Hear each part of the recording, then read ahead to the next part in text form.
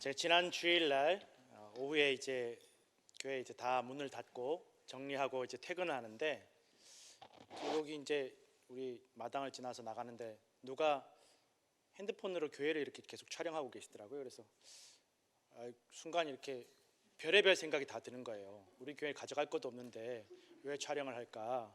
무슨 음모를 꾸미고 있나? 막 속으로 막 생각이 막 복잡한 거예요. 또 한편으로는 우리 교회 소개해 주려 그러나, 유튜버인가? 뭐 이런 생각도 들고, 그러면 한번 말이라도 걸어봐야 되겠다. 그래서 가서 무슨 일이시냐고, 우리 교회에 무슨 문제 있냐고 물어보니까 이분이 갑자기 환하게 웃으면서 행복한 표정으로 포켓몬 잡으러 왔다 그러는 거예요. 웃으시는 분들은 무슨 말이신지 아는데, 모르시는 분들은 제가 설명을 해드리면, 이게 핸드폰 게임 중에 이게 포켓몬고라는 게임이 있대요. 그런데 이게 그냥 핸드폰으로만 하는 게임이 아니라, 이렇게 핸드폰 카메라로 이렇게 비추면 진짜 있는 동물이 아니라 상상의 동물, 포켓몬이라는 상상의 동물을 거기 핸드폰에서 보이게 해놓은 거예요. 그러니까 이게 핸드폰만 보는 게 아니라 계속 사람들이 이렇게 카메라로 비추면서 다니다가 어디에나 있는 게 아니라 또 지도 찾아가면서 열심히 찾아다니는 게임이 있다라는 거예요. 그런데 그거 잡으려고 왔다는 거예요, 교회에. 그래서 저도 상상이 다 깨졌는데, 이 게임이 사실은 생긴 지가 거의 한 10년 가까이 되는데, 사람들이 할수록 이 게임에 빠져든다라는 거예요. 점점 빠져들어서 막 생활이 망가지는 사람들이 있다라고 합니다. 그래서 뭐 뉴욕에도 센트럴파크 가면 사람들이 이유 없이 핸드폰 가지고 막 모여 있으면 포켓몬 잡으러 온 사람들일 경우가 태반이라고 하는데, 어떤 사람들은 뭐 화장실에서 볼 일보다 갑자기 포켓몬이 나타나서 뛰쳐나오는 사람들도 있다 그러고, 아주 여기 빠져들면 헤어나오지를 못한다라고 합니다. 뭐 실내 안에서만 뿐만 아니라 길거리에서도 그렇게 뭐 다니는데, 어떤 분은, 남자분은 이 포켓몬 잡으려고 하루에 8마일씩 걸어 다니면서 몸무게가 8파운드씩 빠지더라는 거예요, 하루에. 그래서 엄청 빠져들어서 벗어나지 못하는 분들이 있다라고 합니다. 그래서 차 안에서도, 또 헬스장에서도, 심지어는 뭐 여기저기에서도, 한국에서도 이 포켓몬 잡으려고 수천 명이 서울에서 속초까지 버스를 대절해서 그렇게 가더라는 것입니다. 문제는 게임에 한번 빠져들면 사람들이 현실과 가짜를 구별하지 못하더라는 거예요. 점점 구별하지 못하는 데서 더 나아가서 현실을 깨닫지 못한다는 거예요. 있지도 않은, 완전 가짜인데 마치 귀신 보는 것처럼 핸드폰으로만 봐야 보이는 그 포켓몬 잡으려고 하다가 정말 내가 살아가고 있는 현실을 잊어버리게 되더라는 것입니다. 그러다 보니까 부작용이 자꾸 생긴다고 합니다. 핸드폰 포켓몬만 보면서 걷다가 고속도로 한복판을 그냥 걸어 다니는 사람들이 있다고 합니다. 그리고 또 어떤 아이들은 포켓몬 잡으려고 이것만 보면서 걷다가 핸드폰이 손에 있음에도 불구하고 연락이 닿지 않아서 실종되는 아이들도 있었다고 합니다. 여기저기 부딪히고 다치고 또 교통사고가 나고 벗어나지 못한다는 거예요. 이게 거의 10년째 이렇게 됐는데 여기서 벗어나지 못하는 사람들이 있다고 합니다. 또 어떤 여성분은 이 포켓몬 잡으려고 가다가 누가 날치기를 해서 자기 가방을 훔쳐가는데도 깨닫지 못한다는 거예요. 현실과 가짜를 구별하지 못합니다. 이게 가짜고 그냥 게임이라는 것을 알면서도 빠져들다 보니까 분별력을 잃어버립니다. 성도 여러분, 우리가 세상을 살아가면서 찾는 행복도 마치 이렇게 가짜 포켓몬을 찾는 것과 같을 때가 많이 있습니다.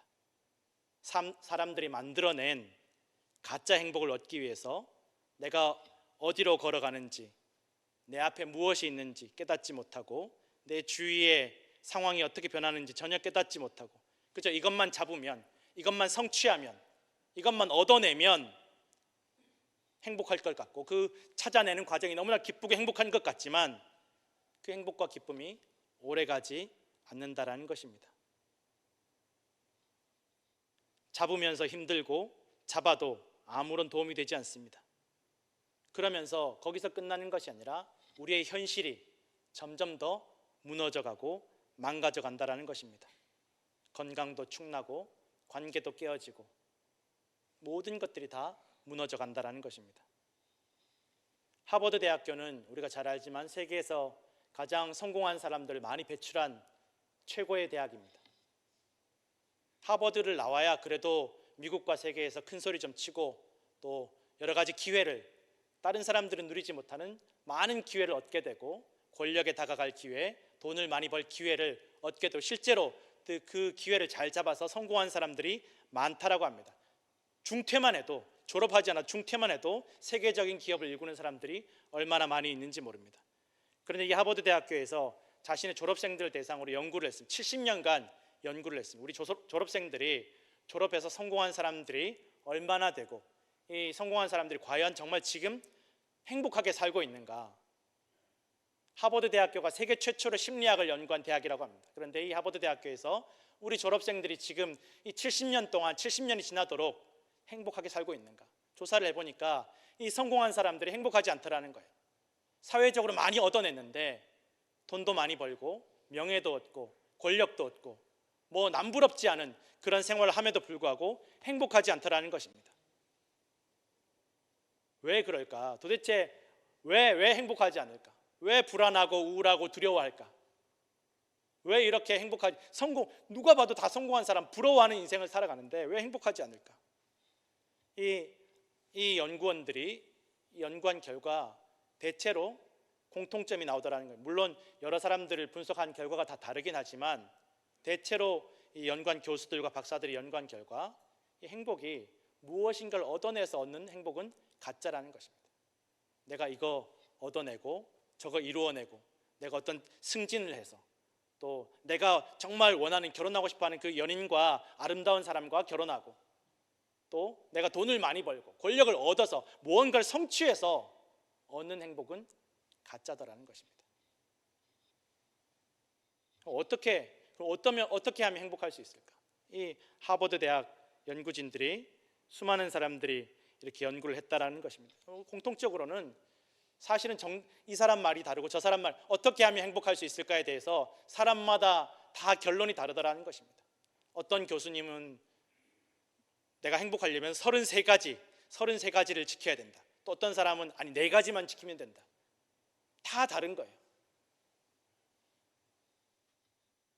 공통점이 무엇이냐? 33가지를 말하는 분이나 4가지를 말하는 분의 공통점은 밖에 있지 않다라는 거예요. 행복의 조건이 마음의 자세와 태도에 있다라는 것입니다. 뭘 얻어내서, 뭐 하나 더 생겨서, 성취해서가 아니다라는 것입니다. 어떤 사업가가 15년 전에 1000명의 직원을 거느린 큰 어떤 중견 기업의 사장이었다고 합니다.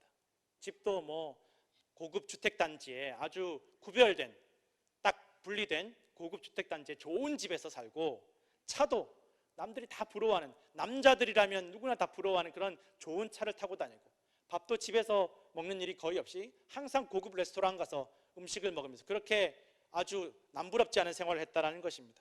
그러다가 한순간에 금융위기가 찾아오고 회사가 부도가 났다는 것입니다.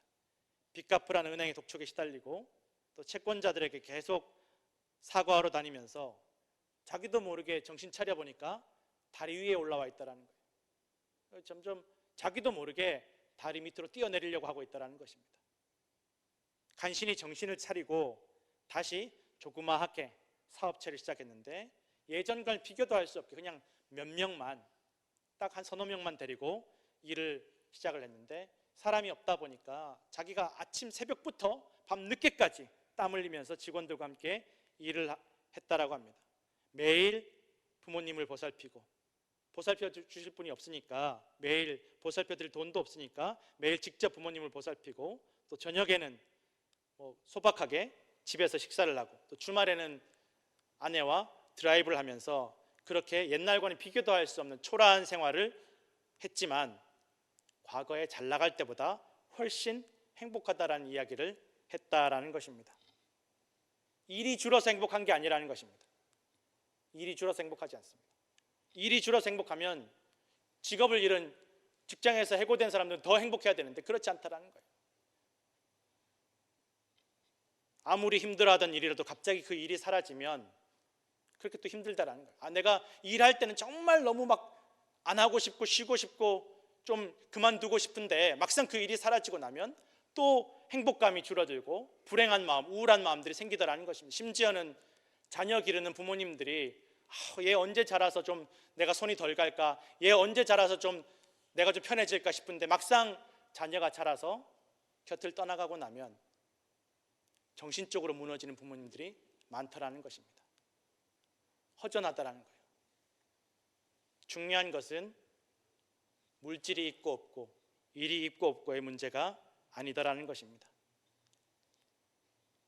마음의 목적과 태도가 중요하다라는, 마음의 자세가 아주 중요하다라는 것입니다. 그래서 하버드 교수님들이 연구한 결과 사람들이 행복하려면 제일 먼저 영원히 흔들리지 않는, 변하지 않는 그런 목적과 목표가 있어야 된다는 것입니다. 자녀가 목적이 되면, 일이 목적이 되면 이것이 사라졌을 때 견디지 못한다는 것입니다. 자녀 기르는 게 내 인생의 목적이 되면 이 자녀가 영원히 내 곁에 있지 않는데, 또 있어도 문제가 되는데, 떠나고 나면 정신이 무너진다는 거예요. 언제까지 영원히 내가 일할 수 없는데 일이 내 인생의 목적과 목표가 되면 내가 어느 날 그 일을 잃어버렸을 때 내 정신과 생활이 다 무너진다는 것입니다.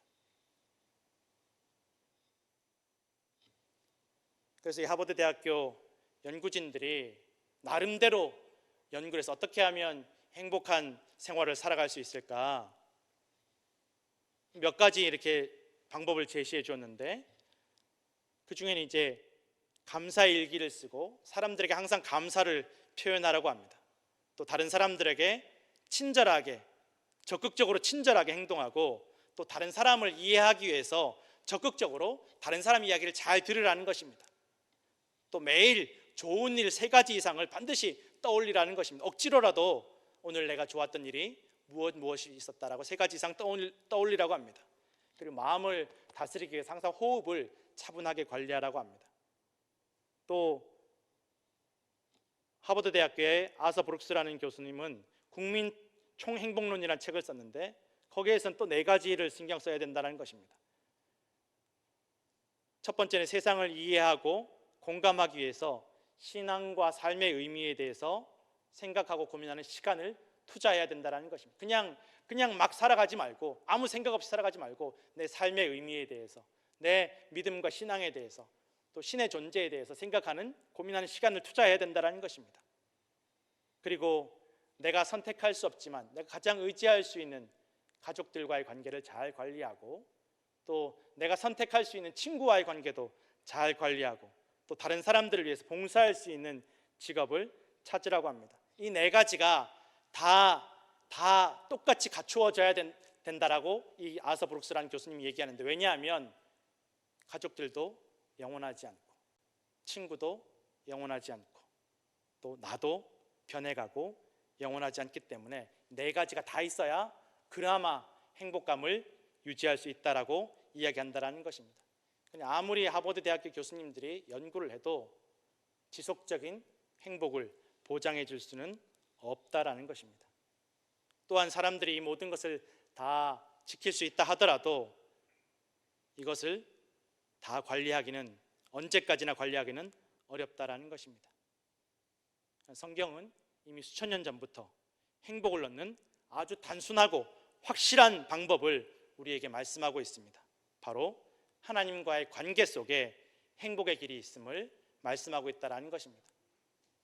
다른 거 다 4가지, 30가지, 수만 가지 그것들 다 관리하지 않아도 내가 하나님과의 관계만 관리하면 행복해질 수 있다는 것입니다. 얼마나 쉽습니까? 얼마나 단순합니까? 오늘 본문에 보면 하나님께서 이스라엘 백성들이 요구하시는 것이 있다는 거예요. 요구하시는 것, 하나님을 경외하고 그의 모든 도를 행하고 하나님을 사랑하고 마음을 다하고 뜻을 다해서 하나님 여호와를 섬기라고 말씀합니다. 하나님 경외하라는 거예요. 왜? 너희가 행복하기 위해서. 무슨 말입니까?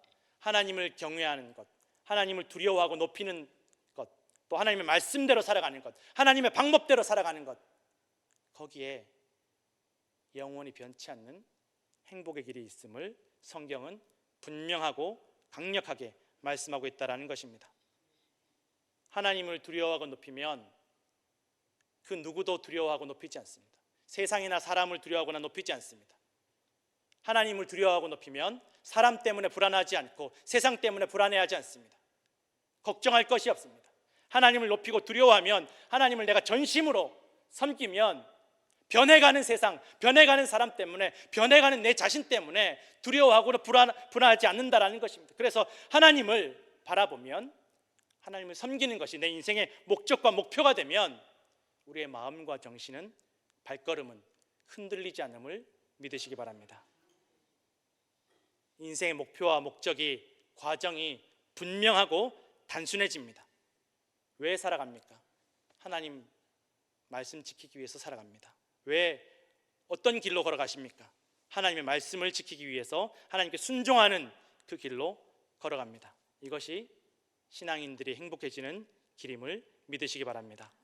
허무하고 헛되고 지나가고 낡아져버리고 변하는 물질이나 세상을 두려워하고 사랑하는 것이 아니라 영원히 변함이 없으신, 그리고 우리가 행복하기를 원하시는, 영원히 우리가 행복하기를 원하시는 하나님을 바라보는 것이 우리의 영원한 행복의 길임을 믿으시기 바랍니다. 천지 만물을 지으시고 소유하시고 주관하시는 분이 하나님이라는 것입니다. 내 생명 내 것이 아닙니다.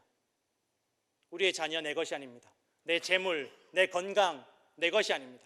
이것을 기억하면, 그리고 하나님 앞에 겸손하면 거기에 행복의 길이 있다라는 것입니다. 그 하나님께서, 천지 만물을 주관하시고 모든 것을 소유하신 하나님께서 우리를 선택하시고 기뻐하시고 사랑하시고 불러주셨음을 기억하라고 오늘 성경은 말씀하고 있습니다. 내가 스스로 나는 최고야, 나는 잘났어라고 그렇게 스스로 세뇌하는 것이 아니라 하나님께서 오늘 나를 사랑하시고 기뻐하시고 선택해 주셨음을 성경이 말씀하고 있다는 것입니다. 내가 스스로 억지로 나를 인정하는 것이 아니라, 나를 높이는 것이 아니라 하나님께서 나를 인정하시고 기뻐하시고 선택하셨음을 믿으시기 바랍니다. 그러면 여러분 낙심하지 않습니다. 누가 무슨 말을 해도, 너 저 사람 왜 저래? 저 사람 뭐 저런 사람이 다 있어? 낙심하지 않습니다. 하나님이 나 사랑하시니까, 하나님이 나 인정해 주시는데 누가 무슨 말을 할지라도 두려워하거나 낙심하거나 흔들리지 않습니다. 여기에 행복의 길이 있다라는 것입니다. 내가 하나님을 선택한 것이 아니라 하나님께서 나를 선택해 주셨습니다. 이거 분명히 기억해야 됩니다. 내가 하나님 찾아온 것이 아니라 하나님 나 불러주셨기 때문에 여러분, 우리는 하나님 앞에 겸손해야 됩니다. 오늘 본문에 보니까 마음의 할례를 행하고 하나님 앞에 목을 곧게 하지 말라라고 말씀하십니다. 할례가 무엇입니까? 하나님께서 아브라함에게 너의 후손들은 난지 8일 만에 할례를 행해서 너희가 내 백성임을 잊지 말라고 말씀하십니다. 우리가 하나님의 백성임을 잊지 않은 증거, 그것이 할례인데 마음의 할례를 행하라고 말씀하십니다. 겉으로만 하나님 믿는 척, 겉으로만 하나님 의지하는 척하지 말고 마음으로 하나님을 진심을 다해서 믿으라는 것입니다. 하나님 앞에 겸손하라는 것입니다. 내 생각, 하나님 앞에서 내 생각, 내 판단, 하나님 나는 이게 좋을 것 같습니다, 하나님 나한테 이거 주십시오, 저거 주십시오가 아니라, 내 원대로 이루어 주십시오가 아니라 나의 원대로 마옵시고 아버지의 원대로 하옵소서. 거기에 행복의 길이 있다는 것입니다. 내가 억지로 하나님 내가 이 길 가야 되겠습니다, 저 길 가야 되겠습니다, 나는 이렇게 살아야 되겠습니다가 아니라 하나님 나를 인도해 주십시오. 내 생각이 아니라 하나님 뜻대로 내 발걸음, 내 인생을 인도해 주십시오. 그리고 거기에 순종하게 해 주십시오. 하나님께 맡길 때 거기에 행복이 있음을 믿으시기 바랍니다. 하나님께서는 우리가 뇌물을 주고 거래하는 대상이 아님을 말씀하고 있습니다. 하나님 내가 헌금 이만큼 했으니까 이 정도는 내가 받아야 되지 않겠습니까? 하나님 내가 이만큼 봉사했는데 내가 이 정도 대접 받아야 되지 않습니까? 하나님 내가 이렇게 이만큼 내가 작정하고 예물 드릴 테니까 하나님 이거 이루어 주십시오. 하나님 내가 이렇게 봉사할 테니까 이거 이루어 주십시오. 뇌물로 거래하는 대상이 아니라는 것입니다. 사람을 겉으로 물질로 판단하지 않으신다라고 말씀하십니다. 그 마음속에 예물을 드리는 그 마음이 어떠한지, 봉사하는 그 마음이 어떠한지 하나님께서 우리의 마음의 중심을 살피신다라는 것입니다. 예배하는 마음, 기도하는 마음, 주님께서 그 마음의 중심을 살피심을 믿으시기 바랍니다.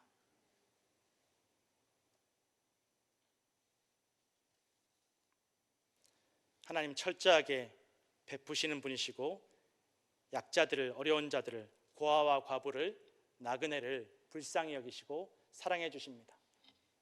보호받지 못하는, 대접받지 못하는, 존중받지 못하는, 세상이 다 손가락질하고 지켜주지 않는, 그냥 기계 부속품처럼 쓰고 버리는 그러한 위치일지라도, 그러한 인생일지라도 하나님께서 알아주시고 그 억울함을 다 풀어주시고 갚아주신다라는 것입니다. 내가 다 말하지 못하지만, 내 속사정 다 말하지 못하고, 내가 살아온 세월 다 말하지 못하지만, 누구도 알아주지 못하지만, 세상에 어떠한 법이, 어떤 사람이, 어떤 권력이 사람의 살아온 세월과 그 마음에 다 말하지 못하는 속 깊은 마음까지 다 알아주고 판단해 주겠습니까? 가족일지라도 그렇게 하지 못합니다. 오직 하나님만이 우리가 다 말하지 못하는 억울함과 속상함과 눈물을 알아주시고 닦아주시고 치료하시고 갚아주실 줄로 믿으시기 바랍니다. 거기에 행복의 길이 있습니다. 나를 알아주시고, 내가 다 말하지 못해도 내 마음을 알아주시고, 내가 살아온 세월들 다 이해해 주시고 살리시기를 원하시고 행복하기를 원하시는 하나님께서 우리와 함께 하신다라는 것입니다. 또한 하나님께서는 지난날 이스라엘 백성들이 애굽에서 받았던 그 학대와 핍박, 그 무시와 멸시를 기억하고 너희가 너희 안에 있는 사람들을 무시하거나 멸시하지 말라고 말씀하고 있습니다. 너희 애굽 땅에서 그렇게 무시당하고 멸시당하고 학대와 핍박을 받지 않았느냐? 너희 광야에서 그렇게 공격받지 않았느냐? 그렇게 억울한 삶을 살아오지 않았느냐? 너희도 그들을 무시하지 마라. 너희 옛날에 어떠했는지를 생각하고 사람들 무시하지 마라. 사랑해라. 내가 너희를 그 연약할 때부터, 비천할 때부터 사랑하고 아낀 것처럼 너희도 연약하고 비천한 이들을 사랑하고 아껴줄 것을 말씀하고 계신다라는 것입니다. 거기에 행복의 길이 있다라는 것입니다. 나만 생각하는 게 아니라, 어떻게 이거 갚아주지? 원한을 품고 미워하는 것이 아니라, 나보다 약한 사람들, 내가 그 고생 해봤으니까, 그 아픔 당해봤으니까 얼마나 아플까, 얼마나 힘들까 돌봐주는 그 마음속에 행복의 길이 있음을 여러분 기억하시고 믿으시기를 부탁드립니다. 그리고 다시 강조하십니다. 하나님을 경외해라, 하나님을 섬기고 하나님을 의지해라 라고 말씀하십니다. 하나님의 이름으로 맹세하라고 말씀하십니다. 하나님을 의지한다는 말은 바짝 붙어서 떨어지지 말라는 것입니다. 이 의지하라는 말이 이 성경에 기록된 히브리어를 살펴보면 바짝 붙어서 떨어지지 않는다라는 것입니다. 얼마나 우리가 불안하고 걱정하며 살아갑니까? 이거 없으면 어떻게 될까? 저거 없으면 어떻게 될까? 이 사람 없으면 어떻게 될까? 떨어지면 죽을 것처럼, 떨어지면 안 될 것처럼, 불안해지고 망할 것처럼 걱정하며 두려워하며 살아가지 않습니까? 정작 내가 하나님과 멀어지면 어떡할까? 하나님 나 멀리 하시면 어떡할까? 내가 믿음 잃어버리면 어떡할까? 그것 때문에 걱정하고 두려워하는 사람이 없다라는 것입니다. 그러나 하나님께 바짝 붙여서, 나 하나님께 떨어지지 않기 위해서, 하나님께 바짝 붙이기 위해서 걱정하고 힘쓰면 거기에 행복의 길이 있음을 믿으시기 바랍니다. 하나님을 의지하십시오. 하나님께 바짝 붙여서 하나님께 떨어지지 않도록 힘쓰시기를 부탁드립니다. 다른 사람, 다른 물질, 명예, 세상을 두려워하고 세상과 사람을 의지하지 말고 세상과 사람으로 맹세하지 마십시오. 세상에 그 맹세받을 존재는 아무도 없습니다. 사람도 변해가고, 가족도 변해가고, 친구도 변해가고, 형제도 변해가고, 나도 변해갑니다. 여러분, 변하지 않을 사람이 없습니다. 변하지 않을 물질도 세상도 없습니다. 법도 다 변해갑니다. 하나님만이, 하나님의 말씀만이 영원히 변치 않으신 분이심을 믿으시기 바랍니다. 그리고 기억하라고 하십니다. 너희 지난날 받은 그 은혜 기억해라. 너희가 애굽 땅에서 어떻게 내가 너희를 구원하였는지를 기억하라고 말씀하십니다. 내가 어떤 기적과 은혜로 그 애굽 사람들을, 너희를 괴롭히고 학대하던 애굽 사람들을 심판하였는지, 너희가 어떻게 홍해를 가르고 내가 너희를 구원하였는지, 그 광야 40년 동안 내가 너희를 어떻게 먹이고 입히고 인도하였는지를 기억하라고 말씀하십니다.